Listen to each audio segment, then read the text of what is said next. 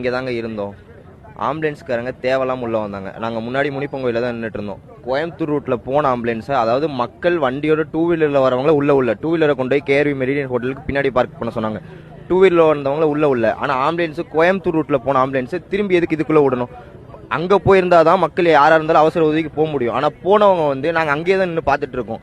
அந்த ரூட்ல போகிற ஆம்புலன்ஸை திரும்பி போலீஸ்காரங்க இந்த ரூட்ல விடுறாங்க. ஆனால் பொதுமக்களை உள்ள விட மாட்டேங்கிறாங்க. அதே மாதிரி நீங்கள் பார்த்தீங்கன்னா இங்க இருந்த நிறைய பேனர் இருந்தாச்சு.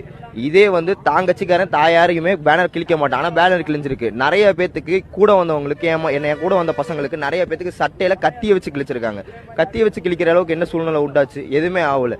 இந்த மாதிரி பல விஷயம் நடந்திருக்கு. உண்மை தெரியாம யாருமே பேசுறாங்க. நாங்கள் ஆம்புலன்ஸ்காரன் டைரக்டா கூப்பிட்டு விசாரிக்கிறோம். அவங்க எடுத்தது 25 to 30 கேஸ் தான் மொத்தமா எடுத்திருக்கேன் அப்படிங்கிறாங்க. மொத்தமே 4 பேர் தான் இறந்து போயிருக்காங்க. ஆனா இத்தனை பேர் திடீர்னு எங்க வந்து இறந்து போனாங்கன்னு யாருக்குமே தெரியல. அதெல்லாம் உள்ள நிறைய விஷயம் நடக்குது. இது யாருமே பொதுமக்களுக்கு தெரியும். பொதுமக்களுக்கு தெரியாம நிறைய பேச ஆரம்பிச்சிடுறாங்க. முதல்ல உண்மை என்னன்னு வெளியே கொண்டு வர சொல்லுங்க. ஏன்னா உண்மை வெளியே வராம நிறைய பேர் பேசிக்கிட்டு இருக்காங்க.